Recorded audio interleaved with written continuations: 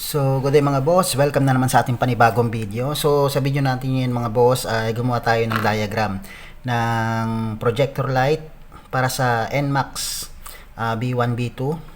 So, yan mga boss. Syempre, meron tayong relay mga boss. Gagamit tayo ng isang power relay. So, dito mga boss, ang main natin na relay, ito. Ang kailangan natin gamitin dito mga boss ay power relay, bush relay mga boss. At least 30 to 40 amps mga boss yung ilagay natin dito. So yan, bush relay mga boss, power relay. Tapos dalawang 12 volts na mini relay para sa back to stock ng ating signal light. So yan, para pag once na naka RGB tayo, hindi kapag naka-stack tayo mga boss, hindi sasabay yung ating RGB signal light. So yan mga boss yung kahalagahan na meron tayong lalagay na dalawang mini relay. Sunod mga boss, meron din tayong module para sa remote. So yan, remote module mga boss. So remote module.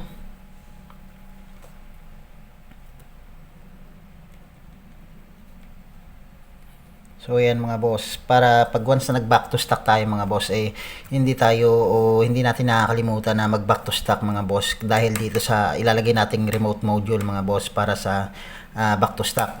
So dito mga boss, meron din tayong module para dun sa ating RGB, sa ating running light, sa ating shroud mga boss, o sa demon eye mga boss. So yan, tapos syempre meron tayong represent ng shroud, tapos ating running lights mga boss. Tapos, siyempre, yung ating violet projector. So, yan. Pwedeng AES, IOTO. So, yan mga boss. Kung ano man yung gusto nyong ilagay. Comstar. So, nasa sa inyo mga boss kung anong klaseng projector light yung ating ilalagay mga boss. Siyempre, meron din tayong represent ng switching mga boss ng ating park light to headlight mga boss. Kadalasan sa NMAX, ang nilalagay nila dito is yung mga katulad ng Viction switch, pwede rin yung IOTO switch mga boss. So yan, OEM switch, nakadepende mga boss sa inyo kung ano yung ilalagay ninyong remote para dun sa inyong gagamitin o ilalagay na setup ng violet projector mga boss. So dito, represent naman ito ng ating signal light mga boss, left and right. So yan, ito. So, unahin natin mga boss yung ating kung paano gagana siya mga boss. So, mula tayo dito sa ating main fuse, sa ating main relay. Yung ating main relay mga boss, o ating power relay, yung 30 niyan, automatic na nakakabit siya dito sa ating battery. Bago dumating sa battery mga boss, meron tayong ilalagay na fuse dyan. At least 20 o 25 ampere mga boss yung ilalagay natin. Tapos syempre dapat yung original na fuse mga boss, pwedeng yung mga sa 4 wheels mga mas madalas, mas maganda yon compare sa mga nabibili natin sa online mga boss, kasi yung sa online napakanipis ng kanilang pin sa loob mga boss, hindi kinakaya yung load ng ating violet projector pag once na local yung ating nilagay. Kaya mahalaga na ang ilalagay natin dito is yung original na fuse mga boss, at least 20 to 25 ampere mga boss. Okay yan. Tapos yung pinaka wire na ilalagay natin dito mga boss, sa 30, mula sa 30 papunta ng ating supply ng ating positive sa battery, ang ilagay natin mga boss 16 to 14 gauge mga boss. Napakahalaga rin yan mga boss para hindi siya iinit. So dito sa 35 negative natin yan ilalagay, tapos yung ating 86 sa ACC mga boss, para pag once na nag-on tayo mga boss ng ating motor, mapapasukan na to ng accessories wire yung ating 86.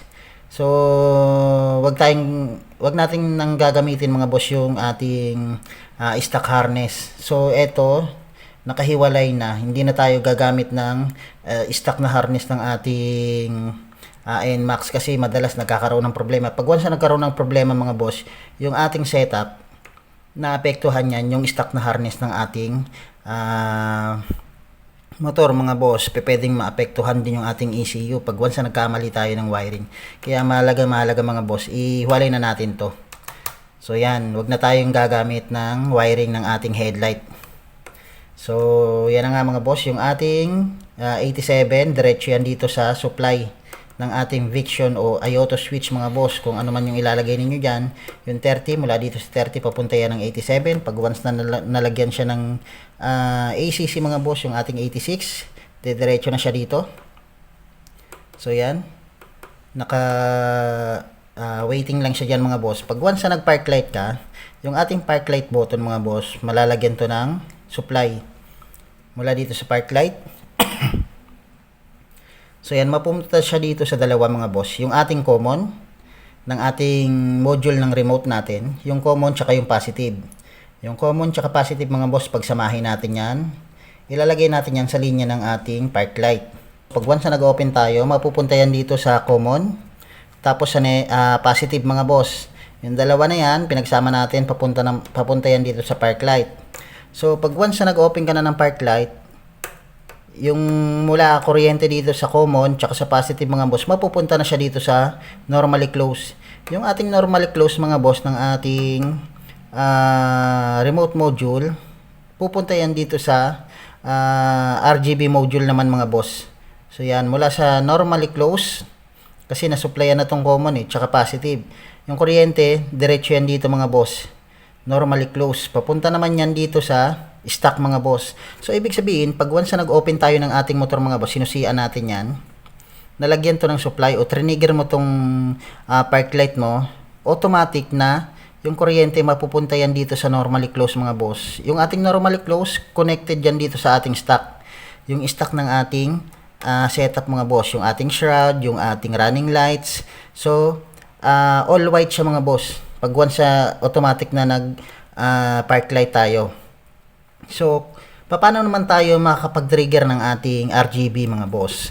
So, yung ating RGB mga boss, pag once na in-on mo yung ating remote mga boss, mula dito sa normally close na papunta dito sa stock, mapupunta naman yung kuryente dito mula sa normally close, papunta naman sa normally open.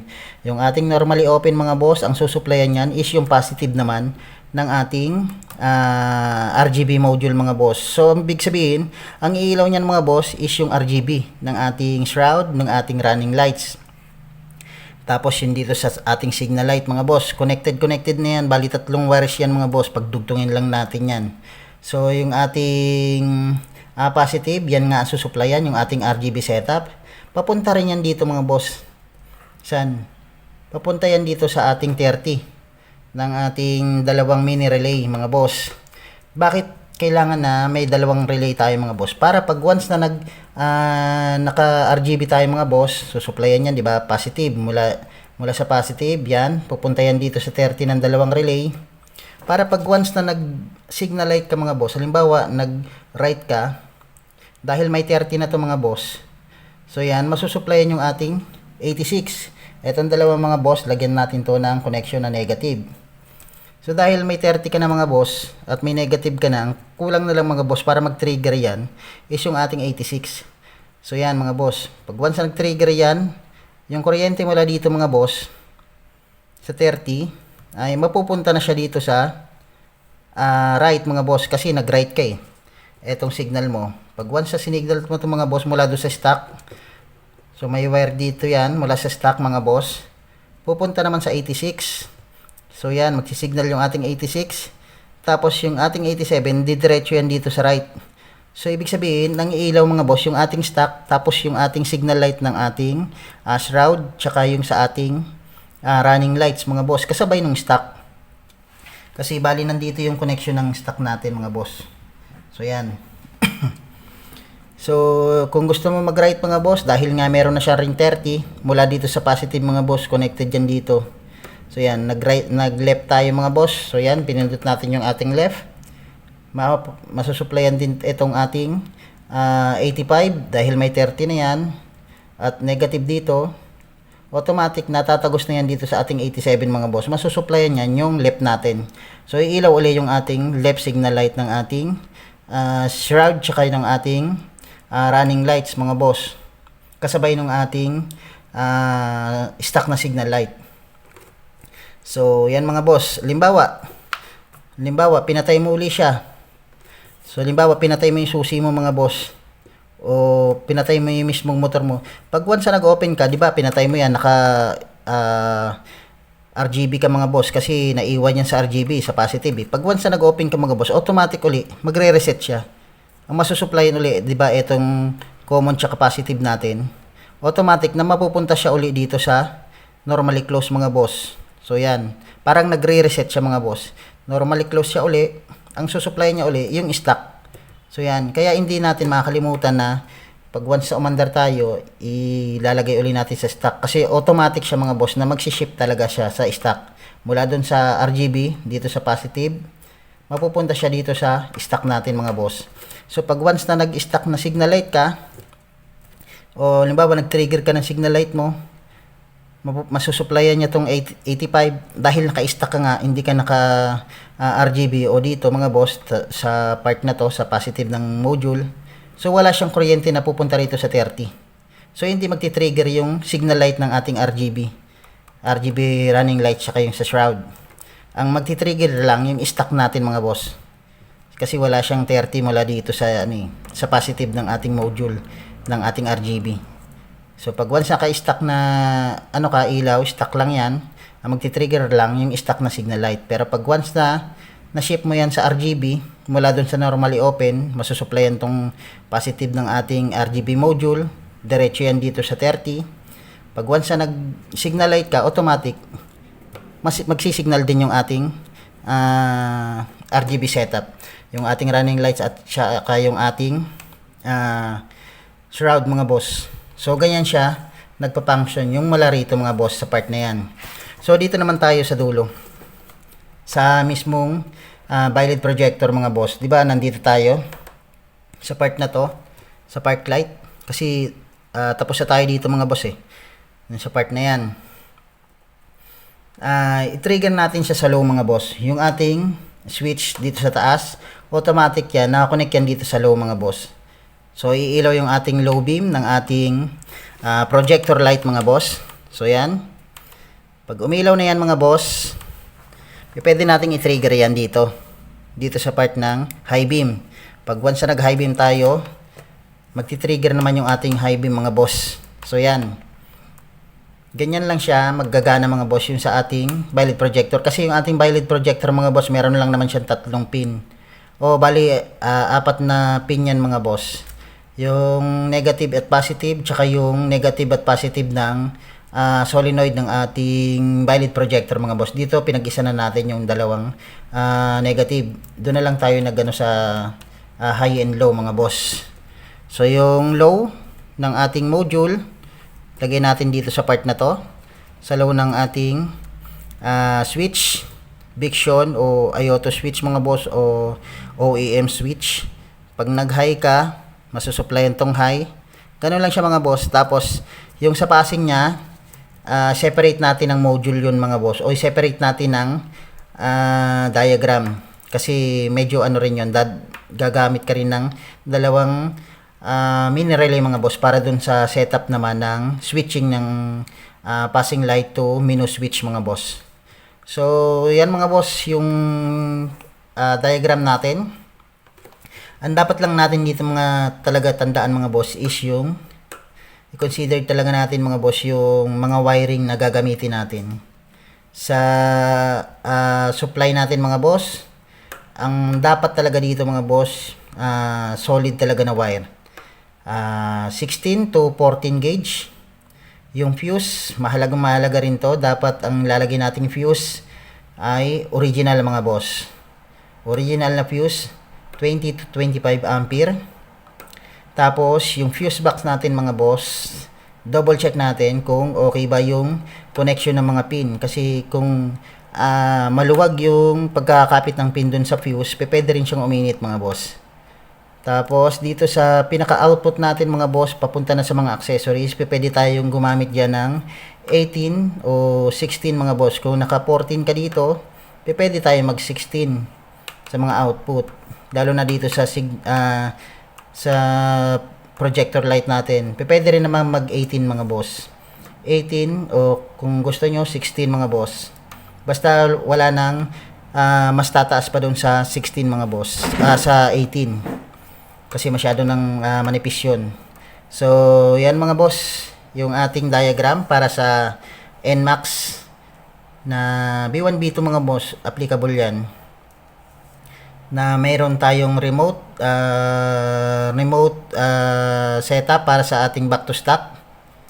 Mahalaga yan mga boss, napakaganda niyan sa valid setup natin. Tapos syempre yung RGB module natin na yan mga boss, kailangan din natin dyan ng step down para hindi uminit mga boss, o kaya kayanin niya yung setup ng output mga boss, na mas maraming output dito sa ating mga accessories. Lagyan natin yan ng step down na module mga boss, 5 volts step down mga boss.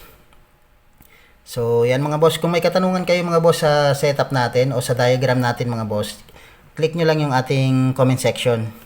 Tapos pwede nyo i-type dyan mga boss, o pwede nyo tanungin dyan yung mga concern niyo patungkol dito sa ating video. Paki-like na rin mga boss ng ating video para ma-recognize ni YouTube na legit yung ating channel mga boss, at may share niya to dun sa mga nangailangan din ng ganitong klaseng setup sa kanilang mga motor. So yan mga boss, muli maraming salamat. God bless.